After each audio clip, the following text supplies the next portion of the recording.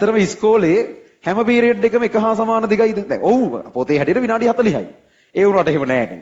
සමහරක් පීරියඩ් දෙන විනාඩි 15න් 20න් ඉවරයි වගේ දෙනවා. සමහරක් ඒවා පැය දෙකක් විතර ගිහිල්ලා බලද්දි පැය භාගයයි ගිහින් තියෙනවා. තව විනාඩි 10ක් තියෙනවා. ඉවර වෙන්නෙම නෑ මේ පීරියඩ්. ඔය විදුලි චුම්බක තරංග වලට රික්තයකදී සහ වාතයේදී උනත් යන්න පුළුවන් අපි තියරිටිකලි පිළිගන්න උපරිම වේගය. ඒ කියන්නේ මේ ලෝකේ ඕනෑම දෙයකට ලබාගත හැකි උපරිමම වේගය තියරිටිකලි මේ ලෝකේ ඕනෑම දෙයකට ලබා ගන්න පුළුවන් උපරිමම වේගය අපි සලකන්නේ ආලෝකයේ ප්‍රවේගය. නැත්නම් ආලෝකයේ වේගය කියලා. 3 වැඩි කිරීම 10/8යි තප්පරයට මීටර. ඒ කියන්නේ තප්පරයට කිලෝමීටර ලක්ෂ 3ක්. හරි? තප්පරයකට කිලෝමීටර ලක්ෂ 3ක් යන්න පුළුවන් කියලා කියන්නේ ආලෝකයට. ඒක තමයි මේ ලෝකේ තියරිටිකලි සෛද්ධාන්තිකව ප්‍රවේගයකට යන්න පුළුවන් උපරිම වේගය. පොඩි ප්‍රායෝගික පරීක්ෂණ කතන්දර ටිකක් එහෙම් මෙහෙන් කාලෙන් කාලට එනවා ආලෝකයේ ප්‍රවේගයට වඩා වේගෙන් ඉලෙක්ට්‍රෝනයක් යවුවා අපි එක යුනිවර්සිටිස් වලින් එනවා. නමුත් ඒ දේවල් එහෙම අර ලොකුවට කන්ෆර්ම් වෙලා තහවුරු වෙලා නැහැ තාම. ඒතර ඒවා කැල්කියුලේෂන්ස් වල වැරදි යනම් මනම් වෙන්නත් පුළුවන් ලොකු දේවල් වෙන්න පුළුවන්. ඒතර දැනටත් අපි පිළිගන්නේ සෛද්ධාන්තිකව තියරිස් අනුව මේ ලෝකේ තියෙන තියරිස් අනුව ආලෝකයේ ප්‍රවේගයට වඩා වේගෙන් දෙයකට යන්න බෑ කියන අදහස තමයි අපි ඉන්නේ. ඒ කියන්නේ ආලෝකයේ ප්‍රවේගයෙන් ගියොතින් කාලය අර්ථ දක්වන්න බැරි වෙනවා කියලා කියනවා.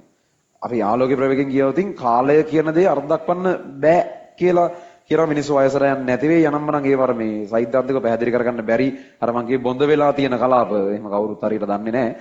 ඒවා මේ ඒ කියන්නේ දැන් අපි දැන් හිතාගෙන ඉන්නේ කාලය කියන දේ ඔහේ යනවා අපි ඒක ඇතුලේ ඉන්නවා වගේ නේ. එහෙම නෙවෙයි තියෙන්නේ ආලෝකයේ වේගය තමයි නියත දේ කාලය ඊට අනුව ඇඩ්ජස්ට් වෙන්න පුළුවන් වගේ එහෙම තියෙනවා. ඒ කියන්නේ මම මේ ඊළඟට කියන්නම් පොඩි ප්‍රැක්ටිකල් එකක්. ඒ ප්‍රැක්ටිකල් නැහැ නිකන් උපකල්පිත පරීක්ෂණයක්. ඒ ගැන අදහසක් දෙන්න කියපු එකක්.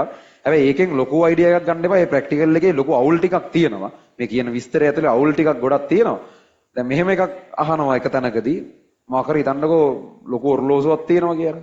බිග් බෙන් වගේ මෙහෙම එකකින් ඒකලෝ ඒ රටේ මොකක් හරි එකකින් කියන්නේ ලංකාවේ සිද්ධියක් නෙවෙයි මේව. ඒ වගේ මේ මොකක් හරි ලොකු ඔර්ලෝසු කනක ඔර්ලෝසුවක් තියෙනවා.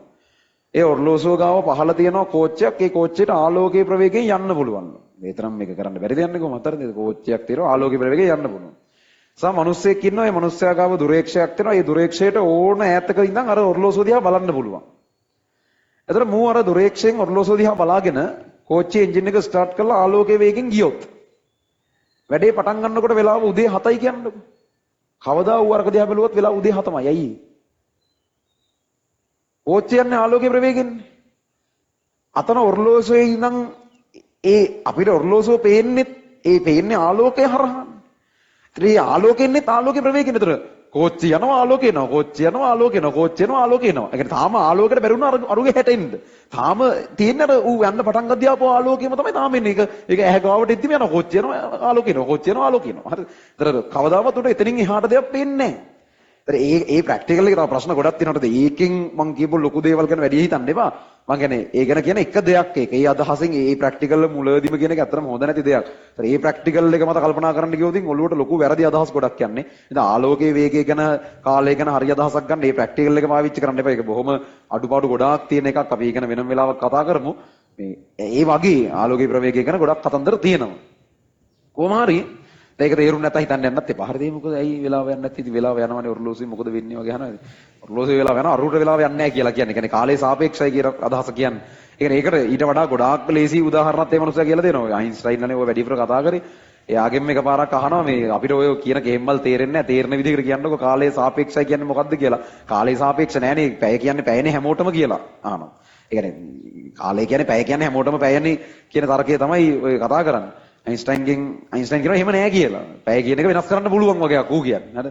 මේ එතකොට ඒක ඒවනේ අద్భుත කතන්දරනේ. මොකද දන්නේ නැතුව ඒ වහදී එකපාර අద్భుතයි තමයි. ඒවා පොඩිම දේවල් ගොඩක ඉඳන් දැනන් එන්න ඕන නිකන්. දෙක වසරයකට විදුලි චුම්බක තරංග උගන්නන්න බෑනේ මට. අර ඒ වගේ එකක් තමයි තියෙන්නේ උතන. හරිද? කියන්නේ අපිත් ඉන්නේ සාපේක්ෂව ඒ වගේ තැන්වල නම් 4 වසරේ වගේ තමයි. මහ වෙනසක් නැහැ.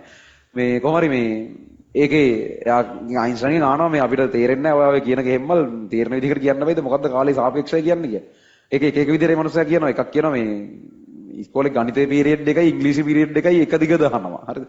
ගණිතේ පීරියඩ් එකයි ඉංග්‍රීසි පීරියඩ් එකයි අතර ඉංග්‍රීසි නේ මොකක් හරි යාලා වෙන එකක් කියන්නේ. උන්ට ඉංග්‍රීසි පුළුවන් නේ. හරිද? මේ දැන් ඇත්තටම ඉස්කෝලේ හැම පීරියඩ් එකම එක හා සමාන දිගයිද? දැන් ඔව් පොතේ හැටියට විනාඩි 40යි. ඒ වුණාට එහෙම නෑ නේ. සමහරක් පීරියඩ් දෙන විනාඩි 15න් 20න් ඉවරයි වගේ දෙනවා. සමහරක් ඒවා පැය දෙකක් විතර ගිහිල්ලා බලද්දි පැය භාගයයි ගිහින් තියෙනවා. තව විනාඩි 10ක් තියෙනවා. ඉවර වෙන්නෙම නෑ මේ පීරියඩ්. විශ්වාස කරන්නත් බෑ විනාඩි 40 කියලා. කියන්නේ නැද්ද? සමහරක් වෙරෙන මෙහෙ බලලා ඉවර වෙලා. සමහරක් මේ නෑ වෙන්න වෙලා කියලා පැයක් විතර ගිහිල්ලා බලලා විනාඩි 2යි ඉඳි සමහරක් කරන වෙන වෙලාවක් නෑ. ඒ වගේ කියන්නේ අර ඒකත් නෙවෙයි හරි අදහස. නමුත් ඒවා යා මේ සරලව පැහැදිලි කරන්න නිකන් සාමාන්‍ය මිනිස්සුෙකුට තේරෙන මට්ටමට පැහැදිලි කරන්න ගත්ත එක කතන්දර. ඕවා වෙන දේවල් අපි වෙනම පැත්තකට ගියා. ආයෙම විද්‍යුත් චුම්බක තරංග වලටම මේ